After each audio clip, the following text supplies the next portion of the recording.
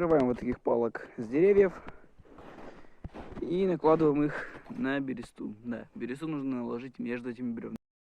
Далее берем вот эту палку, накидываем ее вот сюда. Надо, чтобы она стояла более-менее ровно. И поджигаем.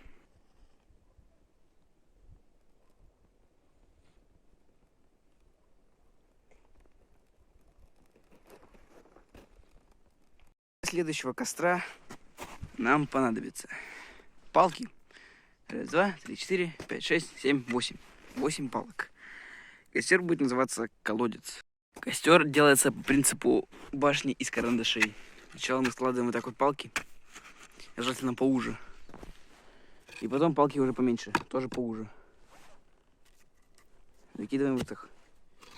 У нас получается конструкция, как колодец. И продолжаем вот так. Его можно делать очень долго, но на ваше усмотрение. И вот сюда нужно будет запихнуть начинку, скажем так.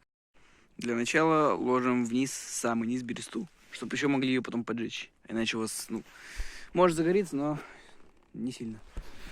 А далее закидываем туда ветки. Поджигаем.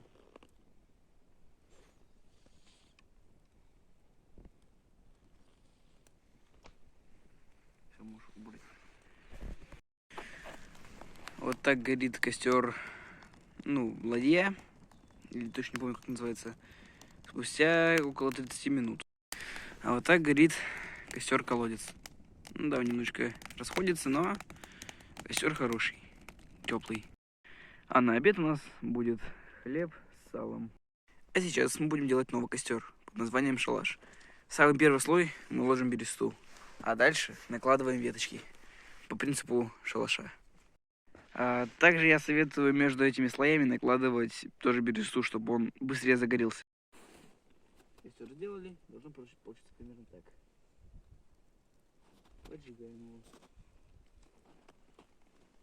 Желательно с разных сторон. Вот примерно так горит костер. Приблизительное время горения 20 минут, без подкидки. Следующий костер из ряда таежных. Он делается вот так. На несущая балка и несколько средних балок на нее. А под них еще дрова. Поджигаем костер.